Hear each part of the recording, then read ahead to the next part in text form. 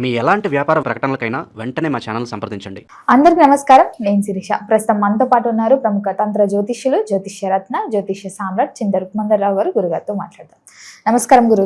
మాతృదేవోభవ, పితృదేవోభవ, ఆచార్య దేవోభవ. ఓం నమో మాందేశ్వరాయ నమః. అందరూ బాగుండాలి, అందరికీ మంచి జరగాలి. గురుగారు, విశేషంగా ఈ ఏప్రిల్ మాసంలో ధనుసు రాశి వారికి ఎలా ఉండబోతుంది అంటారు? ఎలాంటి జాగ్రత్తలు తీసుకోవచ్చు అంటారు? ఈ గ్రహాల స్థితి ఎలా ఉంటుందంటారు ఈ మాసంలో? 2026 సంవత్సరం ఏప్రిల్ మాసం ధనుసు రాశి వాళ్లకు ఏ విధంగా ఉంది అని తెలుసుకునే ముందు గ్రహస్థితి ఎలా ఉందో మనం చూద్దాం. రాశ్యాధిపతి అయినటువంటి గురువు 7వ స్థానం నుంచి రాశిని చూస్తున్నాడు. ఇది ఒక పెద్ద ప్లస్ పాయింట్. రెండవది 3వ ఇంట్లో రాహు ఉన్నాడు. 3వ ఇంట్లో రాహు చాలా మంచిది. ఇది ఒక ప్లస్ పాయింట్. మూడవది ఈ రాశికి పంచమాధిపతి అయినటువంటి కుజుడు 4వ ఇంట్లో ఉన్నాడు. 4వ ఇంట్లోనే శని, అర్ధాష్టమ శని నడుస్తూ ఉంది. ఇప్పుడు 4వ ఇంట్లో శని, బుధుడు, శుక్రుడు, కుజుడు 4 గ్రహాలు ఉన్నాయి. ఇక్కడ 4వ ఇంట్లో వీళ్ళకి సంఘర్షణ ఎక్కువ ఉంది. అంటే 4వ ఇల్లు అంటే గృహస్థానం అని అర్థం. 3వ ఇంట్లో గురు రాహు చాలా చక్కగా ఉండు. 9వ ఇంట్లో కేతు ఉన్నాడు. 9వ ఇంట్లో కేతు అంటే పితృస్థానము, అంటే తండ్రి యొక్క స్థానం అని అర్థము. అంత మంచిది కాదు, అంత చెడ్డది కాదు, న్యూట్రల్. కాలసర్ప దోషం జరుగుతూ ఉంది. రాశిని రాశాధిపతి చూడడం చాలా మంచిది. గురువు వల్ల మామూలుగా లగ్నాన్ని లేదా రాశిని లగ్నంలో గురువు ఉంటే 1,00,000 దోషాలు హరిస్తాడని ఒక మాట ఉంది. రాశాధిపతి రాశిని చూస్తున్నాడు కాబట్టి వీళ్ళకు ఎన్ని ట్రబుల్స్ ఉన్నా కానీ నిలదొక్కు నిలబడతారు అని అర్థం. గురువు అంటే సంపూర్ణ శుభగ్రహం కాబట్టి. అందున ఈ ధనుసు రాశి కాలపురుషుడికి 9వ రాశి. 9వ స్థానం అంటేనే గురు స్థానం అని అర్థం. అందుకే ధనస్సు అంటే ఏమి? ఒక ఆయుధము. మామూలు ధనుసు రాశి ఎలా ఉంటుందంటే మన గ్రీకు పురాణాలు, గ్రీకులు చెప్పేటువంటి జ్యోతిష్ శాస్త్రంలో ధనుసు రాశిని ఎలా సూచిస్తారంటే ఒక తెల్లటి గుర్రము, 4 కాళ్ళ గుర్రము, దానికి ఫ్రంట్లో మాత్రం మనిషి యొక్క శరీరము, అతను బాణం ఎత్తుకుంటాడు. ఇటువంటి గుర్రాలతో యుద్ధాలు చేసినటువంటి సినిమాలు కూడా కొన్ని తీశారు. ఆ విధంగా మనిషి ఉన్నట్లు గుర్రంలాగా పరిగెత్తుకుని యుద్ధం చేసినట్టు. అంటే వేగంగా వీళ్ళు వేగవంతమైనటువంటి వీరులు అని చెప్పచ్చు. అర్జునుడు, కర్ణుడు, భీష్ముడు, ద్రోణాచార్యుడు, అశ్వత్థామ వీళ్ళందరినీ చూస్తే మనకు వాళ్ళ చేతిలో బాణం ఎత్తుకుని పోతున్నట్టే గుర్తొస్తుంది. అంతమందికి ఎక్కడి నుంచి వచ్చింది అంత వీరత్వము, అంత వేగము? ఒక గురువు దగ్గరగా నేర్చుకున్నారు. ఎవరైనా నేర్పించాలి కదా వాళ్ళకు. గురువు నేర్పిస్తేనే వస్తుంది. ఆ ధనుసు రాశి గురుగ్రహందే. ధనుసు రాశికి అధిపతి గురువే కాబట్టి వాళ్ళు గురువులు మించిన శిష్యులయ్యారు, ప్రపంచాన్ని సహాయించే వీరులయ్యారు. కాబట్టి ఇప్పుడు మామూలుగా ధనుసు రాశి వాళ్లకు వివాహం అయితే కంపల్సరీ వాళ్ళకి మిస్క్యారీ అవుతుంది. అది రూల్. ధనుసు రాశిలో పుట్టినా, ధనుసు లగ్నంలో పుట్టినా మిస్క్యారీ కావాల్సిందే. అంటే అబార్షన్ కావాల్సిందే. సంతానం కోసం ఏదో ఒక సమస్యను లేదా ఒక కష్టాన్ని ఎదుర్కోవాల్సిందే. ఇప్పుడు శుక్రుడు ఉన్నాడు కాబట్టి ఆ సమస్య లేదు. శుభగ్రహం ఉంది కదా, శుభగ్రహం రాశిని చూస్తుంది కాబట్టి. కానీ మొదటి సంతానం వీళ్ళకి వ్యతిరేకం అవుతుంది. ఫస్ట్ అమ్మాయి పుట్టిన అబ్బాయి పుట్టిన ఈ ధనుసు రాశి వాళ్ళు లగ్నం వాళ్ళు పెద్దదే వాళ్ళకు ఒక 18 years లీగల్ ఏజ్ వచ్చినప్పటికీ వీళ్ళకి వ్యతిరేకం అవుతారు. నా లైఫ్ నా ఇష్టము, మీరు చెప్పడానికి, మీరు చెప్పినంత నేను చేయాలంటే కుదరదు అని మాట్లాడే వాళ్ళంతా వీళ్ళు వాళ్ళ తల్లిదండ్రులు ధనుసు లగ్నంలో పుట్టుంటారు. వాళ్ళు డిసైడ్ చేసుకుంటారు. అప్పటి వరకు అమ్మే సర్వస్వం, నాన్నే సర్వస్వం అనే వాళ్ళు ఏదో 1 వ్యతిరేకం అవుతారు. కాబట్టి ఒక కులదేవత ఆరాధన చేయాలి. కులదేవత ఆరాధన చేసినప్పుడే ఈ దోషాలు పోతాయి. ఇక్కడ కులదేవత ఆరాధన, గురువు ఆరాధన, పితృ ఆరాధన, కాలసర్ప దోషానికి గరుడ ఆరాధన కంపల్సరీ చేసుకోవాలి వీళ్ళు. కానీ ఇవన్నీ చేసుకోగలిగే శక్తి కూడా ఇప్పుడు ఉంది. గ్రహాలు ఏదైనా మనం ఏదైనా ఒక చేయాలంటే కూడా పరిహారం చేయడం గ్రహాలే అనుకూలించాల్సింది. ఆ గ్రహానుకూలత కూడా ఉంది. చక్కగా వీళ్ళు చేసుకోవచ్చు. మంచి ఫలితాన్ని వీళ్ళు సంపాదిస్తారు. వివాహ విషయాలకు బాగుంది. 5వ ఇంట్లో ప్రేమానుకూలతలు శుక్రుడు బాగున్నప్పుడు వివాహ విషయాలకు ఆటోమేటిక్ బాగుంటుంది. రాశిని రాశాధిపతి చూస్తాడు. కొంచెం మొహమాటానికి పోకుండా ఉంటే మంచిది. గురువు మొహమాటం ఎక్కువ ఇస్తాడు. మొహమాటం నష్టపోయిన అవకాశం ఉంటుంది. అంటే మొహమాటము అంటే కొంతమంది బరి తెగించి మాట్లాడుతుంటారు, అబద్ధాలు చెప్తుంటారు. ఈ గురువు చెప్పలేడు కదా. గురువు అంటే అన్ని డిగ్నిఫైడ్ పర్సన్. అతను చీప్గా బిహేవ్ చేయలేడు కదా. ఆ చీప్గా బిహేవ్ చేయాలంటే మొహమాట పడతాడు. ఆ మొహమాటంతో నష్టపోవాల్సి వస్తుంది. మనకు లేకపోతే పోతుంది, మనం అంత దిగజారాల్సిన పని లేదు అని అనుకుంటారు. ఇప్పుడు 4 రోజులు ఆకలి, అన్నం దొరకపోయినా, ఫుడ్ దొరకపోయినా 5వ రోజున మాంసం ఎందుకు ఉంటుంది కానీ సింహం గడ్డి తిందంటారు. గురువు రాశిని చూస్తాడు కాబట్టి వీళ్ళు చీప్గా బిహేవ్ చేయలేరు. లేకపోతే పోతుంది కాబట్టి లేనంటే ఉండిపోతారు గమ్మునే. కానీ చీప్గా బిహేవ్ చేయలేకపోవడం వల్ల కొన్ని సమస్యలు వస్తాయి ఇప్పుడున్న పబ్లిక్లో. కాబట్టి వీళ్ళు మొహమాటంతో నష్టపోయిన అవకాశం ఉంది. గురు దక్షిణామూర్తి ఆరాధన, గురు దత్తాత్రేయ ఆరాధన, లేదా ఇంక ఇతరత్ర ఏదైనా గురు ఆరాధనలు వీళ్ళు చేసుకోవచ్చు. కులదేవత ఆరాధన, పితృ ఆరాధన కంపల్సరీ చేసుకోవాలి. అవి వీళ్ళకి లైఫ్ టైం ఉంటాయి కాబట్టి. ఇక కాలసర్పదోషం గరుడ ఆరాధన చేసుకోవడం మంచిది. కులదేవత తెలియని వాళ్ళు సంగాలి కర్ర లేదంటే కులదేవత కర్ర అంటే మాకు ఫోన్ చేస్తే మా వాళ్ళు ఇస్తారు, కావాలంటే తెప్పించుకొని పూజ చేసుకోవచ్చు. కాబట్టి ఈ రాశిలో పుట్టిన వాళ్ళకు టార్గెట్ ఎప్పుడు ఇస్తూనే ఉండాలి. ఎవరిని ఇప్పుడు ఒక అబ్బాయి ధనుసు రాశి అనుకోండి, నువ్వు అది చేయగలవు, నువ్వు ఇది చేయగలవు, నువ్వు అంతటోడివి, నువ్వు ఇంతటోడివి, నీకు తెలియదంటూ లేదు అని ఎంకరేజ్ చేస్తుంటే వీళ్ళు నిజంగానే చేస్తారు. చేసే సామర్థ్యం ఉంది రాశి వాళ్ళకు. అందుకు ధనుసు రాశిలో పుట్టిన వాళ్ళని ఎప్పుడు ఎంకరేజ్ చేయాలి, టార్గెట్ ఇస్తూ ఉంటేనే వాళ్ళు పనిచేస్తారు, లేకపోతే చేయరు. టార్గెట్ ఇవ్వకపోతే వాళ్ళు లైఫ్ స్పాయిల్ అయిపోతుంది. కాబట్టి అది టార్గెట్ కూడా చాలా టఫ్ టాస్క్లు ఇవ్వాలి వీళ్ళకు, అప్పుడు సులభంగా చేయగలుగుతారు. కష్టతరమైన పనులు సులభంగా చేయగలుగుతారు. సులభతరమైన పనులు వీళ్ళు చెప్తే దాన్ని చెప్పకపోతేనే మేలు. ఇప్పుడు చీకట్లో బాణం వేస్తాడు అర్జునుడు, చీకట్లో కూడా బాణాలు వేసి టార్గెట్లు కంప్లీట్ చేశాడు. కష్టతరమే కదా అది. మరి ఎట్లా సాధ్యం అది? గురువు యొక్క సహకారము, ఆ విద్య అలా ఉంటుంది. కాబట్టి ఈ ధనుసు రాశి వాళ్ళకి గురువే చూస్తున్నాడు కాబట్టి ఈ మాసం ఏమి ఇబ్బంది ఏం లేదు.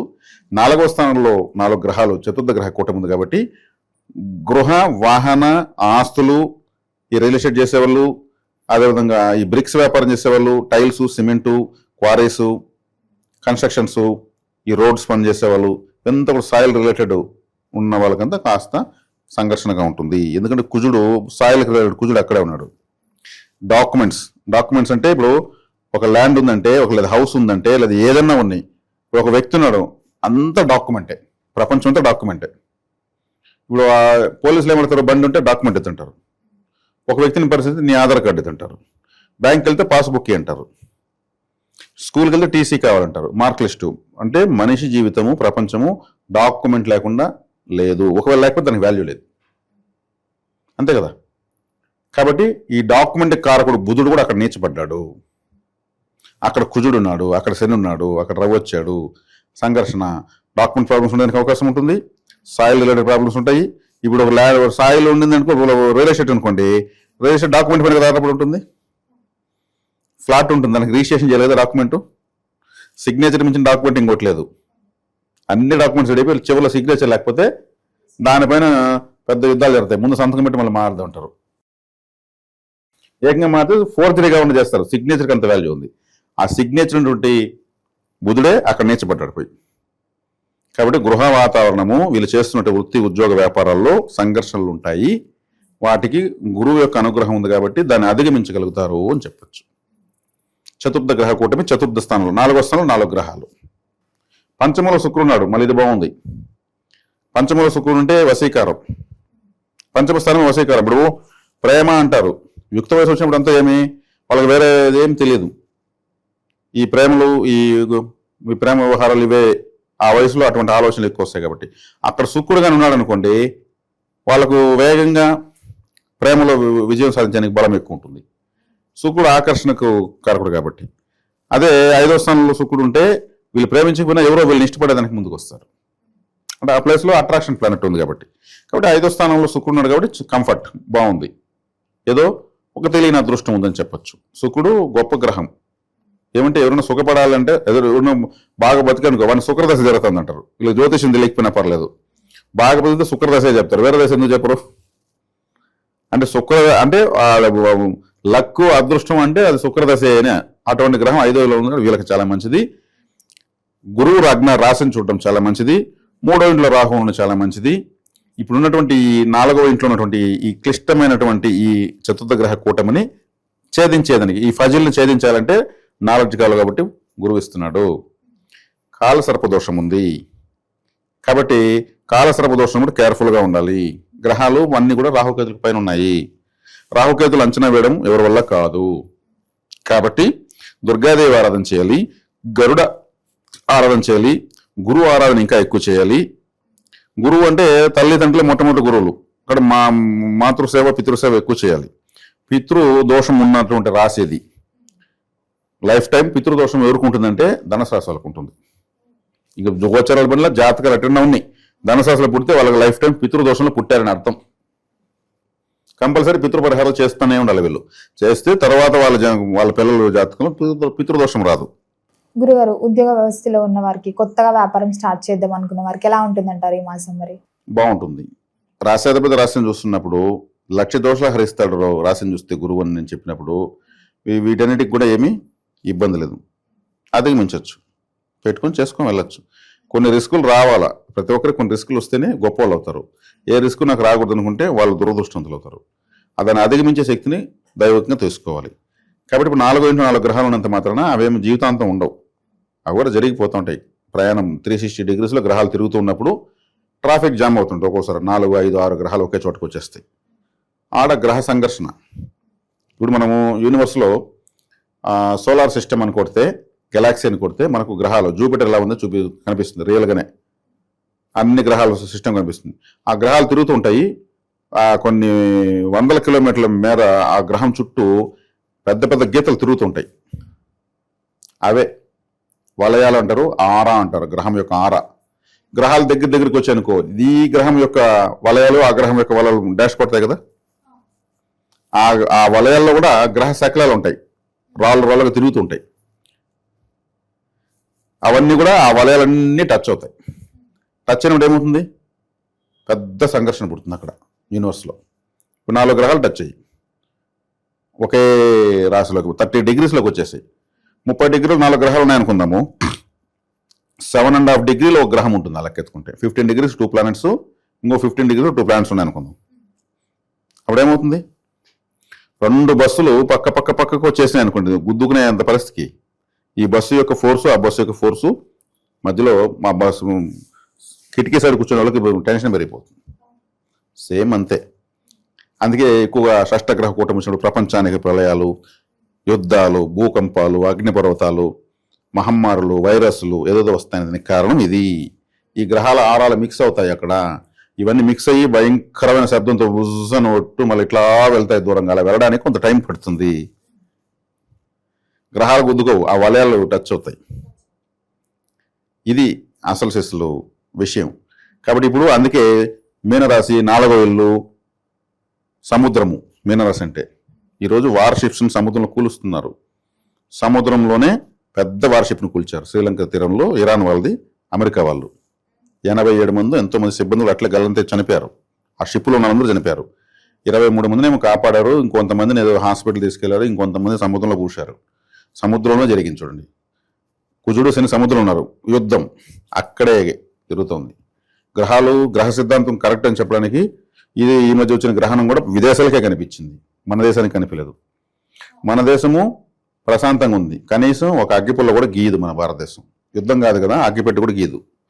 ఎవరైనా కొట్టుకున్నా కానీ ఎవరికి కావాలన్నా చివరికి అన్నమో రామచంద్ర అంటే అన్నము, దాహమో రామచంద్ర అంటే నీళ్లు పోస్తుంది మన దేశం. ప్రపంచానికి అన్నపూర్ణగా మన దేశం నిలవబోతుంది.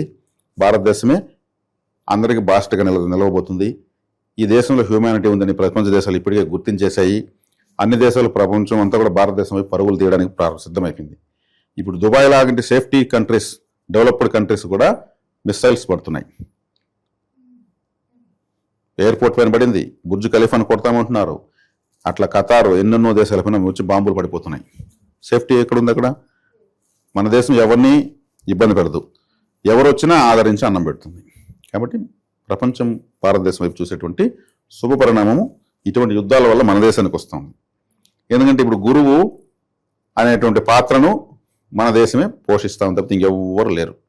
ఒక్కో దేశానికి ఎన్నో లోటుపాట్లు ఉన్నాయి, మన దేశానికి ఏ లోటుపాట్లు లేవు. కాబట్టి ఇప్పుడు మనకు 4వ స్థానంలో జరుగుతున్న సంఘర్షణ వల్ల ధనుసు రాశి వాళ్ళకు రాశిని గురువు చూస్తాడు. కాబట్టి గురువు యొక్క అనుగ్రహం వల్ల ఈ రాశి వాళ్ళు సేఫ్. గురుగారు, మొత్తం మీద ఈ మాసంలో ధనుసు రాశి వారికి ఎలా ఉండబోతుంది, ఇలాంటి జాగ్రత్తలు తీసుకోవాలి తెలియజేసినందుకు ధన్యవాదాలండి. ధన్యవాదాలు.